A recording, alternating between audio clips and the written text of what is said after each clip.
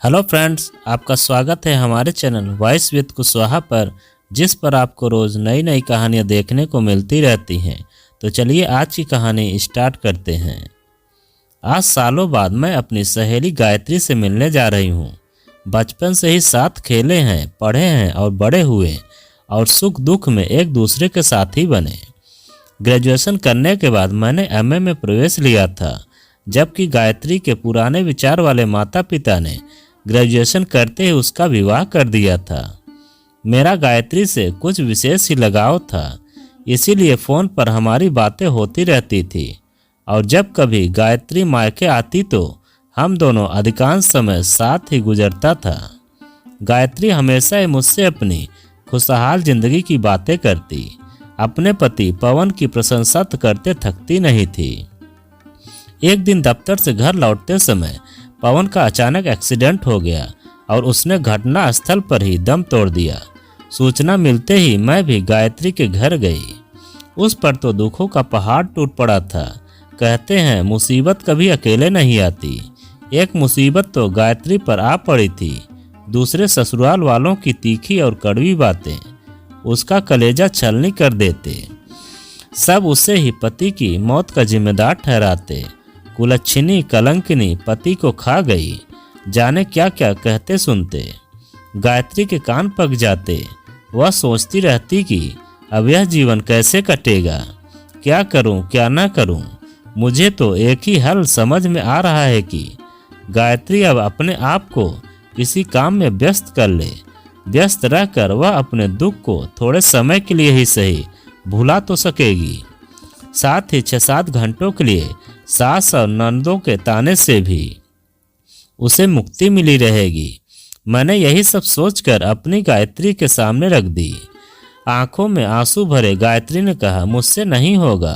फिर ससुराल वाले घर से बाहर जाकर नौकरी करने की इजाज़त भी नहीं देंगे। अब तो बस घुट घुट कर मरना है। मैंने उसे दिलासा देते हुए कहा, सब ठीक हो जाएगा, धीरज रखो। इधर गायत्री के माता पिता भी अपनी बेटी के साथ हुए हादसे से बेहद दुखी व परेशान थे।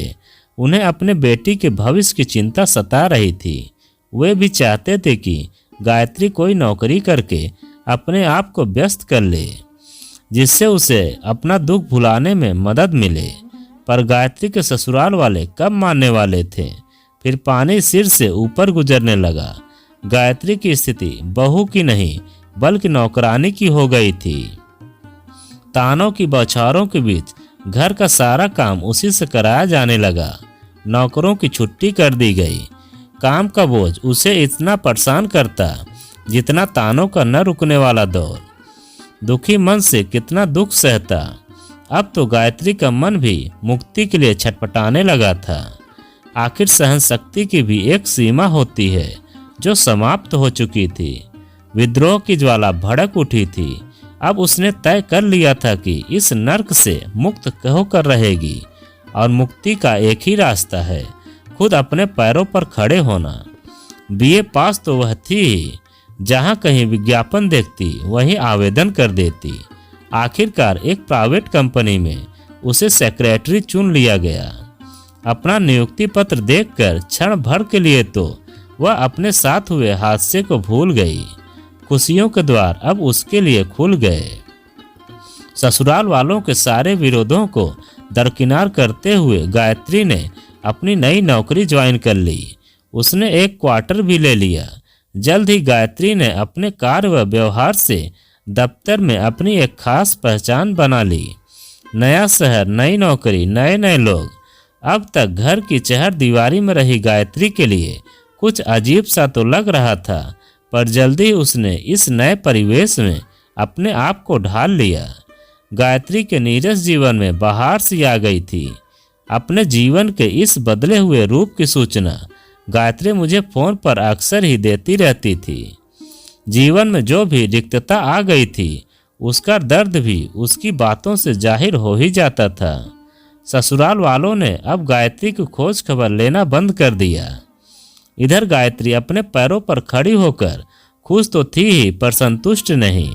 आखिर दिलो जान से चाहने वाला, उसकी हर खुशी पर कुर्बान होने वाला पति जो उसने खो दिया था, यह खालीपन उसे भीतर ही भीतर खाया जा रहा था। मन की घुटन ने आखिर उसे तन से भी कमजोर बना दिया। एक बार तो वह इतनी बीमार हुई कि उसने बिस्तर ही पकड़ लिया। कई दिनों तक वह दफ्तर नहीं गई। एक आवश्यक मीटिंग के पेपर तैयार करने थे। गायत्री के पास रमेश खुद इस संबंध में गायत्री से मिलने उसके घर गए। गायत्री का बुखार से चेहरा और सूजी आगे देखकर वे हैरान हो गए और बोले, मुझे तुम्हारी बीमारी की सूचना मिली थी, पर मैंने सोचा कि देखभाल और आराम करने से अब शायद आप बेहतर होंगी। पर यह क्या, आप यहाँ अकेली और इस हाल में? घर के बाकी लोग कहाँ हैं? गायत्री ने वस्तु स्थिति पर पर्दा डालने की कोशिश की, मगर रमेश से शायद कुछ छिपा नहीं। उसे तत्काल अस्पताल ले गए। गायत्री को भर्ती कर लिया गया। सारे चेकअप किए जा रहे थे। लंबे समय से अत्यधिक मानसिक तनाव झेल रही गायत्री का ब्लड प्रेशर हाई हो गया था। डॉक्टर ने आराम करने की सलाह दी थी। पूरी तरह ठीक होने तक उसे अस्पताल में ही रहना था। अकेली गायत्री अस्पताल में यह सोचकर परेशान हो रही थी कि यहाँ कौन उसकी देखभाल करेगा। इससे अच्छा तो वह घर पर ही ठीक थी। उसका विचार मंथन चल ही रहा था कि सामने से रमेश साहब आते हुए दिखाई दिए, हाथ में बोतल और बहुत सारे पैकेटों को लिए हुए। गायत्री को अपने हाथ से बोतल से चाय निकाल कर दी। पैकेट से फल और दवाइयाँ निकाल कर रैक में रखा और पास ही बैठ गए।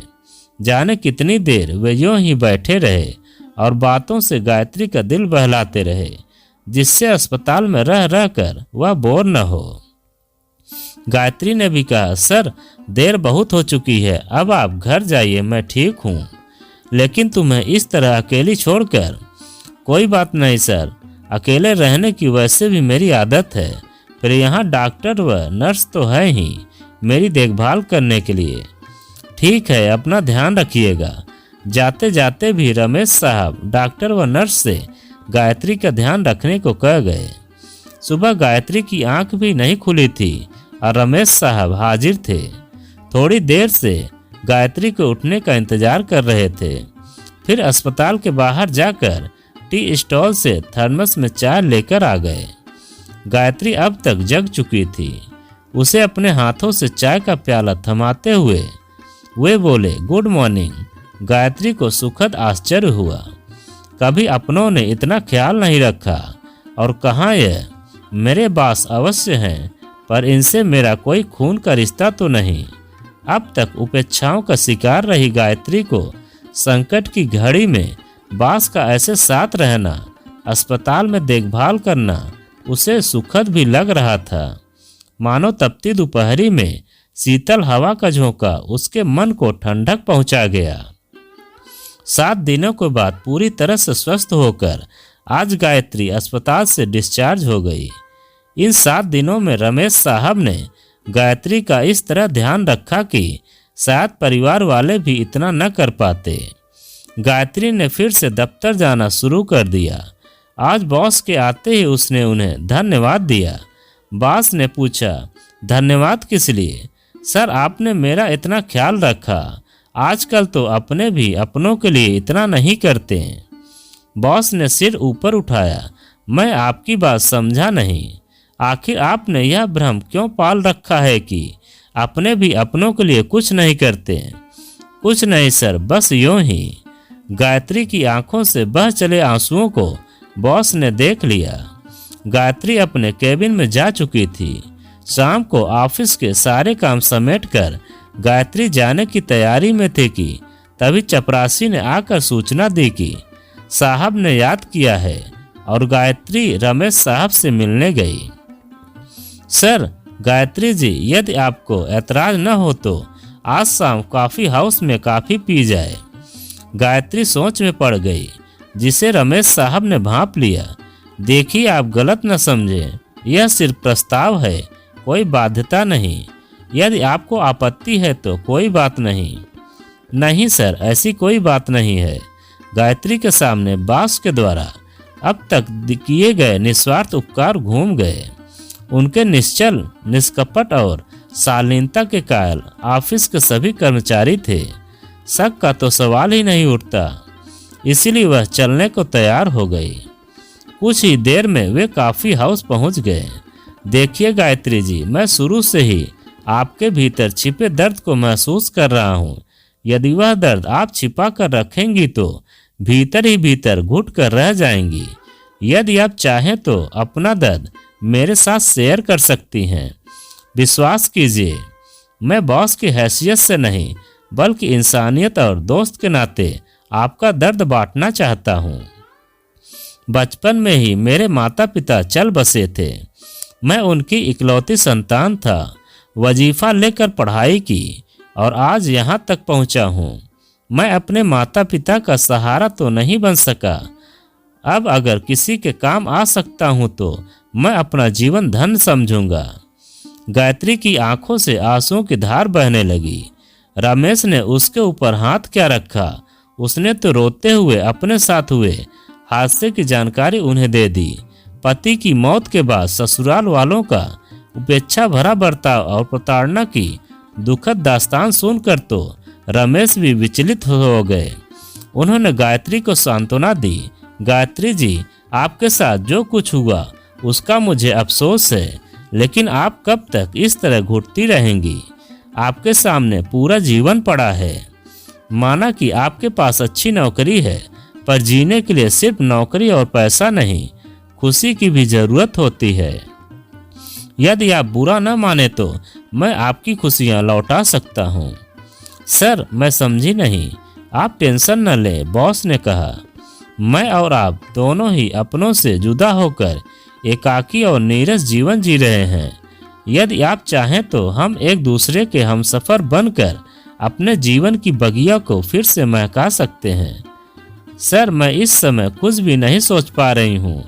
कोई बात नहीं, आपकी जो भी मर्जी होगी मुझे स्वीकार होगा। बस आप इतना समझ लीजिए कि मैं यह सब किसी स्वार्थ से नहीं कह रहा था। मैं हृदय से आपको अपनाना चाहता हूँ, आपको खुशी देना चाहता हूँ। गायत्री असमंजस में थी। उसकी समझ में नहीं आ रहा था क्या करे और क्या ना करे। मुझे तो वह जब भी फ़ोन करती बॉस की चर्चा और उनकी तारीफ जरूर करती थी। कॉफ़ी हाउस की सारी बातें उसने मुझे फ़ोन पर बताई और यह भी कहा, मेरी तो समझ में नहीं आ रहा है क्या जवाब दूं। तू तो मेरी सहेली है, अब तू ही बता। यदि उजड़ी बगिया में फिर से बाहर आ जाए तो उससे अच्छा और क्या हो सकता है। मैंने उसे तत्काल सुझाव दे डाला, अब देर मत कर, अपना उजड़ा जीवन फिर से संवार ले। और अब कल ही गायत्री का फ़ोन आया। मैंने अपने बॉस से शादी कर ली है, बिना किसी धूम धड़ाके के। बस इस खुशी में मैं तुझे शामिल करना चाहती हूँ, तू जल्दी आ जा।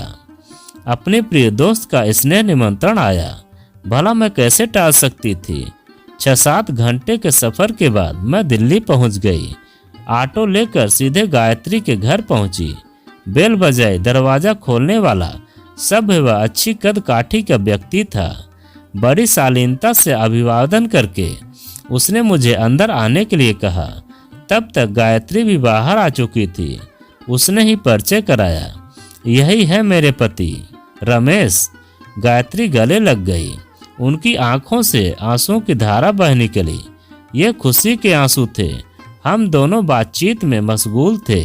इतने में गायत्री के पति चाय के ट्रे लिए बैठक में आ गए। गायत्री ने चहकते हुए कहा, जनाब, यह अस्पताल नहीं घर है। घर में तो चाय मुझे बनाते देते। अरे क्या अस्पताल और क्या घर, बंदा तो आपकी सेवा में हरदम ही हाजिर है।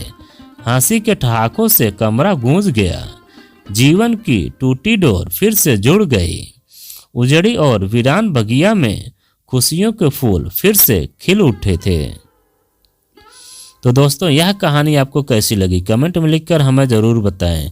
और आप अगर हमारे चैनल पर नए हों तो प्लीज़ चैनल को सब्सक्राइब करें और वीडियो को एक लाइक ज़रूर करें और एक प्यारा सा कमेंट हमें ज़रूर करें।